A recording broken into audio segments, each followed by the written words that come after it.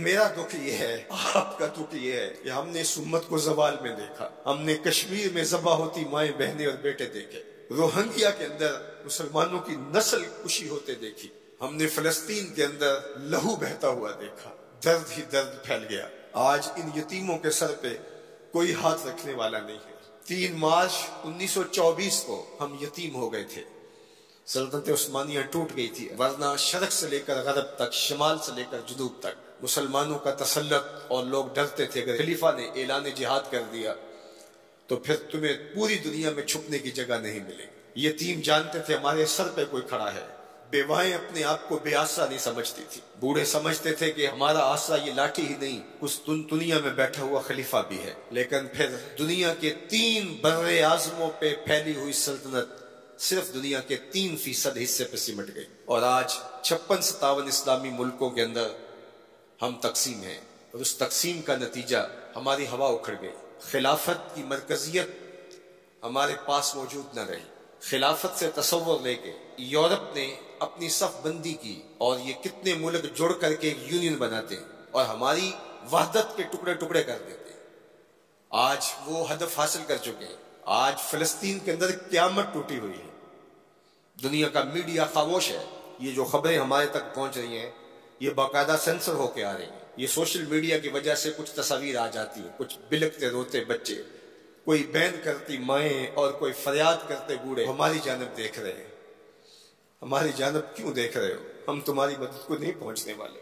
آج اسرائیل نے ان کو مارا، برطانیہ کا وزیر اعظم جنگی جہاز کے اوپر بیٹھ کے ان گرے ہوئے مفلوک الحال لوگوں پر بم برسانے کے لیے خود پہنچا، لیکن وہ کہہ رہے امت مسلمہ تم بے غیرت ہو، ہم تمہاری مائیں لگتی ہیں، ہم تمہاری بہنیں لگتی ہیں، ہم تمہاری بیٹیاں لگتی ہیں۔ ایک یہودی ایک پردہ دار خاتون کے اوپر شراب پھینکتا ہے اور باقی آوازیں کستے ہیں، لیکن وہ دیکھ رہی ہے ایڑیاں اٹھا اٹھا کے امت مسلمہ کی طرف۔ تمہاری مدد کو میری بہنوں کوئی پہنچنے والا نہیں ہے۔ یہ 56-57 اسلامی ملکوں کی فوجیں کرتب دکھانے کے لیے ہیں۔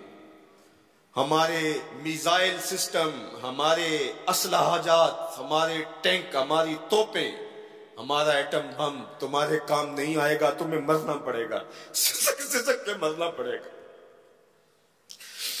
یہ امت تمہاری مدد نہیں پہنچے گی، 40 ملکوں کی مشترکہ فوج بھی تمہاری مدد کو نہیں پہنچے گی، حرم سے بھی کوئی آواز نہیں اٹھے گی، نہ عجم سے کوئی آواز اٹھے گی۔ آج امت مسلمہ ایک تن مردہ ہے، OIC مردہ گھوڑے کی طرح ہے۔ بیت المقدس کے ایک کونے کو آگ لگی تھی تو یہ OIC بنی تھی، اور آج پورے فلسطین کو آگ نے اپنی لپیٹ میں لے لیا ہے۔ وہاں یتیم ہی یتیم فریادیں کر رہے ہیں، وہاں بیواؤں کی سسکیاں ہیں۔ ہم اس حالت کو کیوں پہنچے؟ اس لیے کہ ہم نے قرآن کو چھوڑ دیا۔ آج قرآن صرف 2 جلدوں میں بند کر کے ہمارے طاق پہ سجا ہوا ہے، یہ نظام حیات تھا۔ ہم آج تک اسی برطانوی قانون پر جی رہے ہیں، ہم قرآن کا ضابطہ نہیں لا سکے۔ 56-57 اسلامی ملک، مجھے بتاؤ آج کسی کو کوئی کہیں سے نکال دے تو دوسرا ملک نیشنلٹی دے دیتا ہے، اس کو شہریت دے دیتا ہے۔ آج اسلام کو ملک بدل کیا گیا، بتاؤ 56-57 اسلامی ملکوں نے کس نے اس کو شہریت دی ہے؟ کہاں جمہوریت، کہیں بادشاہت، کہاں شخصی نظم۔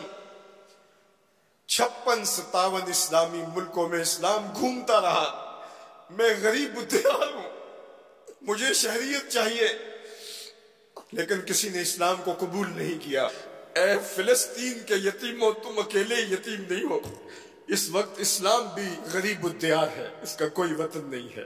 آج اسلام اپنے نظام کے ساتھ کہیں موجود نہیں ہے، اور یہ پستی اور یہ زبوحالی، یہ ذلت، یہ نکبت، یہ رسوائی ہمارا مقدر کیوں نہ ہو، قرآن سے دوری کے نتیجے میں رسوا ہو گئے۔